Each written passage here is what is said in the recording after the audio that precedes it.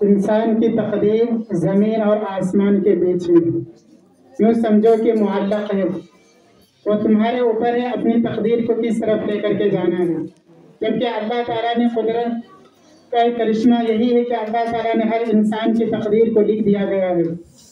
یہ صرف انسان کے پیدا کرنے کے بعد نہیں، بلکہ اللہ تعالیٰ نے حضرت آدم علیہ السلام کے پیدا کرنے سے 50,000 سال پہلے ہی ہر ایک انسان کی تقدیر کو لکھ دیا گیا ہے۔ تو اسی لیے اپنی زندگی کے اندر ناکامی ہو یا مصیبت ہو، پریشانی ہو، تکلیف ہو، پھر بھی اللہ تعالیٰ کا شکریہ ادا کرتے رہنا چاہیے۔ اگر تمہیں اپنی تقدیر کو بدلنا ہے تو سوائے دعا کے کوئی نہیں بدلنے والی ہے۔ اگر اپنی تقدیر کو پہلے سے بہتر بنانا ہے تو صرف اللہ سے لو لگاؤ۔ اگر اللہ تمہارے ساتھ ہے تو تمہاری تقدیر بھی تمہارے ساتھ ہے۔ تمہارے ہاتھ میں ہے اپنی تقدیر کو بدلنا۔ ہم چاہے تو خراب بھی بن سکتے ہیں، ہم چاہے تو صحیح بھی بن سکتے ہیں۔ تو یہ شکوہ، یہ گلہ اللہ سے نہیں کرنا کہ ہماری تقدیر میں اللہ تعالیٰ یہ کر دیا، وہ کر دیا، یہ نہیں ہونا چاہیے، وہ ہونا چاہیے، نہیں۔ اگر تقدیر تمہارے ساتھ اگر اللہ نے لکھ دیا ہے تو اس تقدیر کو بدلنے کی ہمت بھی اللہ نے تمہیں دی ہے۔ تم دعاؤں کے ذریعے سے اپنی تقدیر کو بدل سکتے ہو۔ دعاؤں کے ذریعے سے اللہ نے کہا ہے کہ دعا ایک ایسی چیز ہے کہ موت جو ہر ایک انسان کے لیے ضروری ہے، آنا ہی آنا ہے، اور وقت سے پہلے نہیں آ سکتا، نہ کہ بعد آ سکتا ہے۔ اللہ تعالیٰ نے جس کی مقدر میں جتنی روزی روٹی لکھی ہے اتنا ہی کھانا ہے، اس سے زیادہ وہ نہیں کھا سکتا۔ نہ رزق سے زیادہ کوئی کھا سکتا ہے اور نہ وقت سے پہلے کوئی مر سکتا ہے۔ لیکن اللہ تعالیٰ نے کہا کہ تمہاری دعا میں وہ طاقت ہوں گی، اگر تم اپنے لیے دعا کرو تو موت کو بھی اللہ تعالیٰ ٹال سکتی ہے۔ موت کو بھی ٹالی جا سکتی ہے، کس کے ذریعے سے؟ دعاؤں کے ذریعے سے۔ جب موت جو وقت مقررہ پر ہے وہ ٹالا جا سکتا ہے تو پھر ہماری تقدیر کیا چیز ہے؟ تو ہم اپنی تقدیر کو بھی دعاؤں کے ذریعے سے بدل سکتے ہیں۔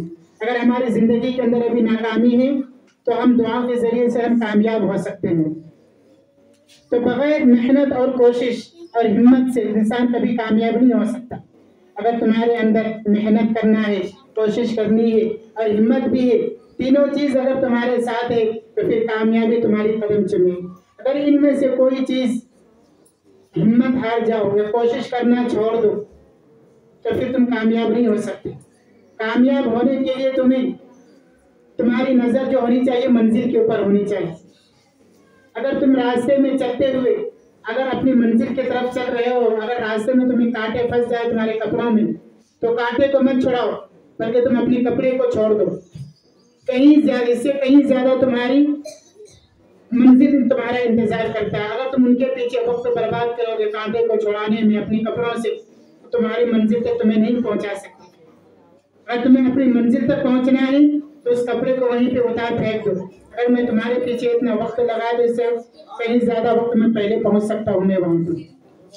تو اسی لیے منزل کے راستے میں چلتے ہوئے کوئی بھی تکلیف یا پریشانی آئے تو ان کو بھی جھیل لینا، ان کو چھوڑ دینا، اپنی منزل کے چکر میں ان کو پیچھے کر دو، لیکن اپنی منزل سے کبھی ذہن یا ہمت یا کوشش نہیں ہٹانی چاہیے۔ اگر ہم نے ارادہ کر لیا کہ ہمیں یہ چیز کرنا ہے، تم ایک قدم آگے بڑھاؤ گے تو اللہ تعالیٰ تمہارے لیے 10 قدم آگے بڑھائیں گے۔ لیکن شرط ہے کہ تمہاری ہمت ہونی چاہیے، تمہاری کوشش ہونی چاہیے کہ ہمیں یہ چیز کرنا ہے تو کرنا ہے۔ بغیر ہمت، محنت اور کوشش کے کوئی انسان کامیاب نہیں ہے۔